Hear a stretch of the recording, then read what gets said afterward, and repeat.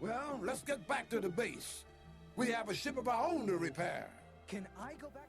Welcome back to the Titanium Hangar. This is Mike. Today I want to talk to you about the FansToys FT-48X. Their toy version of Jive, and it's a take on a toy version of a G1 Jazz. And yes, this is the pricey one, the $220 figure, and it's a recolor, reissue. I think it's made in small numbers, but I'm gonna have a bunch of jokes about why it's expensive as we go through this, but it's mostly a comparison video. I did get this at Shozy. I'm gonna have a link down below where you can get yours at Shozy. Also, if you are interested in this, and I think it might be sold out at a few places, so in Shozy might not have it very long, but it's pretty interesting. We're gonna get a look at this, taking a look at this guy coming up.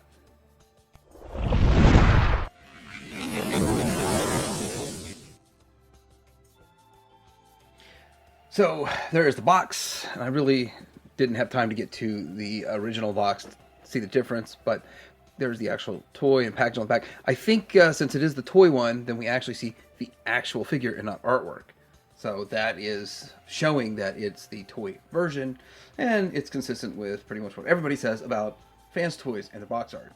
And here's the figure out of the package, looking phenomenal. There's a lot more interesting stuff to look at on this figure than the original release. Now, we're going to get into that comparison side by side here in a little bit, but just taking a look at this guy, let's go ahead and pull him a little bit closer and get a closer look at him. But there he is, and his face.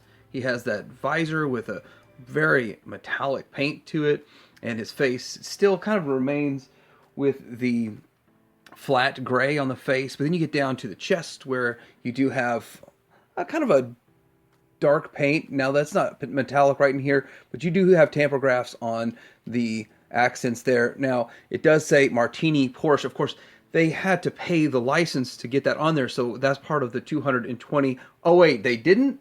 Oh, so that's not part of the $220 price. It says Shell over here, Bosch, all that kind of stuff, and on the door. Now you can have the doors out or in.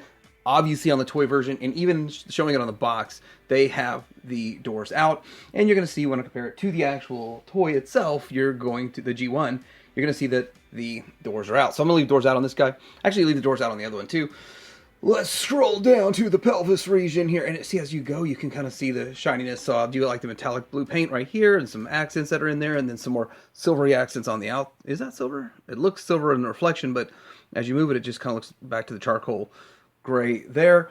Getting down to the lower legs and the feet, you can see that there's more paint accents down here. None of this feels like stickers. It all feels like paint and shinier lower legs. Now, a lot of people did complain about the first one looking too plain. They complained about it being plain, but this one's definitely not plain. There's so much going on with it, but we will get a good look at the back of this guy going on up, and you see more of the great paint. So it's painted really well.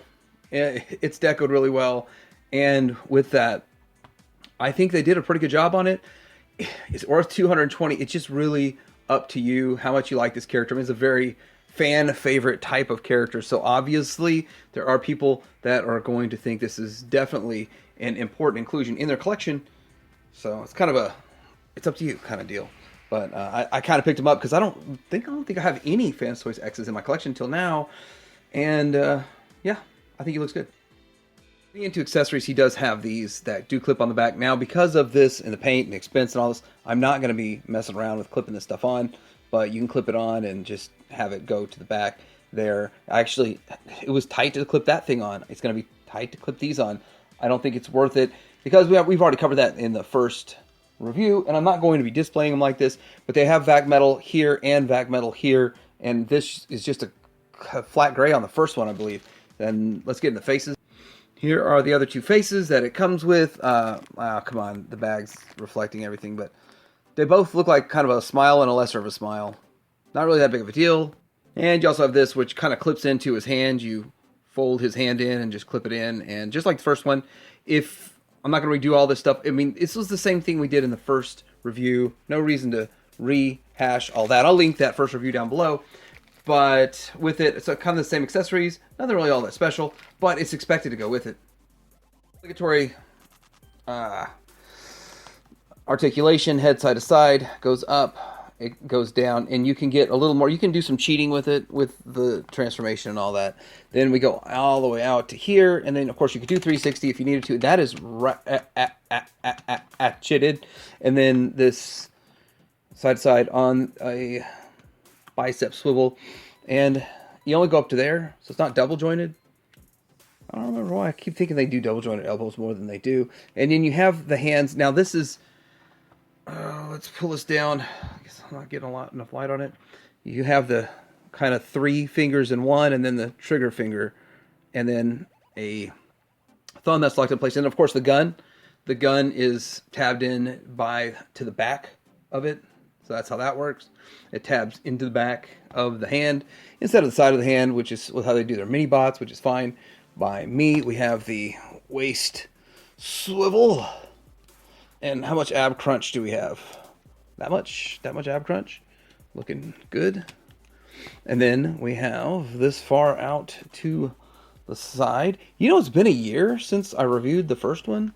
That seems like a long time ago. It feels like 3 months ago, but it says it's been a year. Look at them gold. We're going to see more of that here in a bit, but ratchet. Feels nice. I mean, this thing does feel quality and premium. I don't really mess with the other one very much. The knees are a point of contention. They're tight, but I think a couple people broke their knees because one of the things is that it'll go back like that. So to get it all the way up, it's kind of a pain to get it up and then lock it in. Oh, I'm gonna leave it alone. I'm gonna leave that alone. Feet side to side, and then really very little up and down to the feet, but yeah, I mean, the knees, to get it to lock into place, it's kind of a pain. Actually, I got it done earlier. There we go. There we go. It's tight, and just the way it works, I think that's the biggest complaint about the figure, are those dang knees. All right, so I'm going to start out with some comparisons. I think it's the most important part of this video. Obviously, what people want to see the most, and we get to see the G1. Now, this is my lesser good. I thought I had like 3 or 4 of these. I can only find two of them, but anyhow. There is the bot mode version, which looks fine. He's yellowing a bit, which kind of happens with these. And then this is the first FansToys, and as you can see side by side, this does look a little bit more along the lines of plain. And some people would say plain and boring, cartoon. I still like the way it looks, but now that I have this in hand, I do like this lower silver better than the gray. Even though this is probably more cartoon accurate, this silver does look a little bit nicer to me. And let's turn these guys to their side, which I didn't talk much about his cannon. It just clips in the back, and there it is. I think that's removable too, but I didn't really mess with it. It's been a while.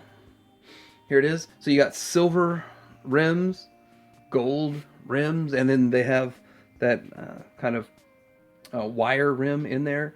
And then this is silver rim here. But you get to see the side of it all, and then looking at the back and the differences in the paint schemes, the paint on these guys, and you know, I think I didn't have that in all the way. Okay, so it came out of the box. There's the back. Yeah, again, this one is not in very good shape. The better one is in the alt mode. I think the alt mode is really important with this guy, so we are going to have to take a look at that. There is the comparison with those guys.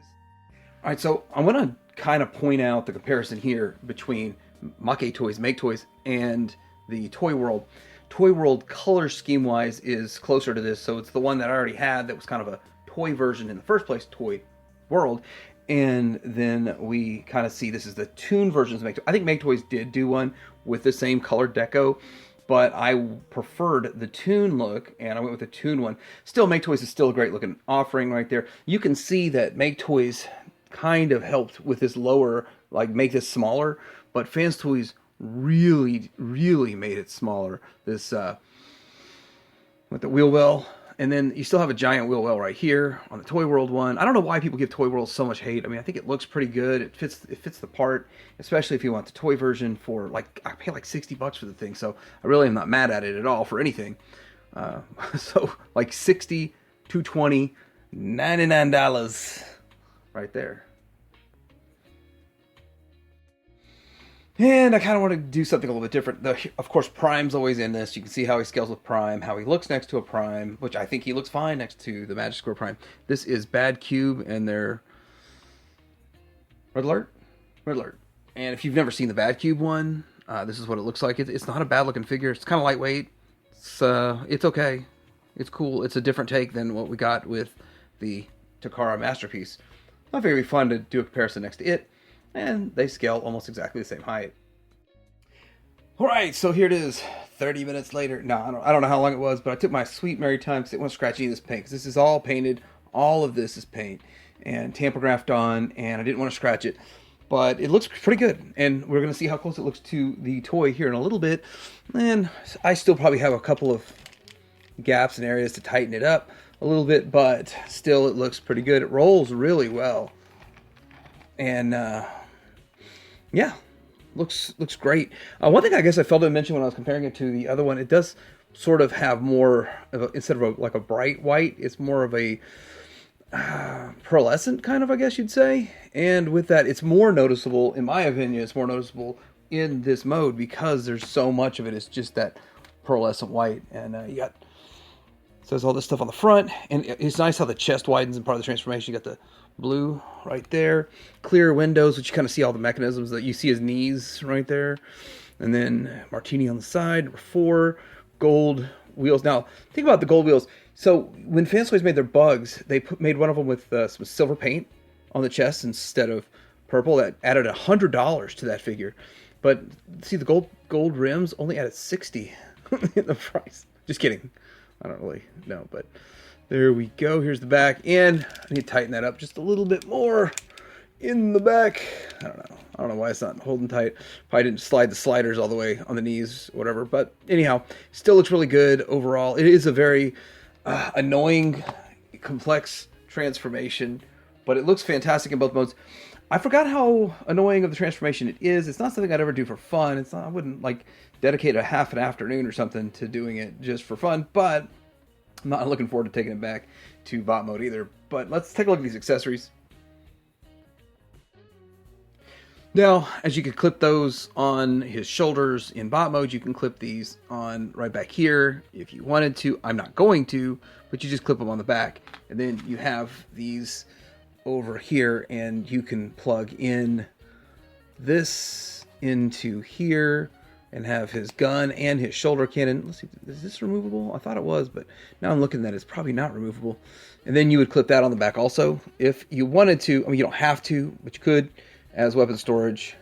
Well, let's see how close this is to the original G1. And this is my better of my two of the Jazzes I have for G1, and I store them in the alt mode. So I was like, hey, this is the better looking alt mode. And looking at it, it's really close. They kind of inverted the colors from the red and blue and to the blue and red there. Then again, I don't even know if this is original or not, if someone to knock off from years ago. I don't know. Got it cheap. I got all my old G1 stuff really cheap, like $5 a figure for the most part. But that's kind of how it looks side by side. It really does match that really well. I think that looks pretty good as sort of a toy homage. Size-wise, scale-wise, aesthetic-wise, all that kind of stuff. Takara, Magic Square, and X Transbots. Just get a little different variety in the mix. And these are the ones I just left in alt mode. Hint, I might just leave it in alt mode because it's where it shines the most. Alright, so here's a nice little shot of the X version in the alt mode and the original version in the bot mode, and you can kind of compare and contrast the whites and the paint schemes. Well, what do I think about this guy? I think it's overall it's a good design of a figure. The transformation is frustrating and annoying. I haven't had any QC issues with mine yet. I actually haven't had any paint chipping, but I'm ultra careful with it. And if you want to see my transformation of this thing, I will link the first video down below. There's no need to waste time on two transformations of the same figure, but I do want to say that having all of this toy paint and all that, it's not for everyone. It's one of those things that not everybody would want it, and I think the majority wanted the first one with the cartoon colors, but I might be wrong in that, so let me know in the comments below. But again, I did get this at Shozy. I'm going to have a link down below where you can get yours if you want it, and probably not for long. I don't think these X's last very long at retail, even with the ridiculously high prices, because of the short run of it and the extra paint apps that they put on it. But curious what you think in the comments below. Like and subscribe, and Tydirium Hanger out.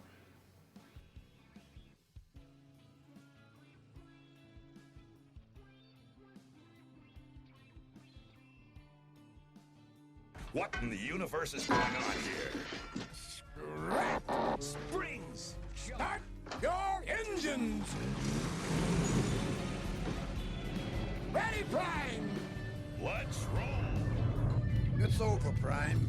We've lost. No, not yet. The Decepticons are gone.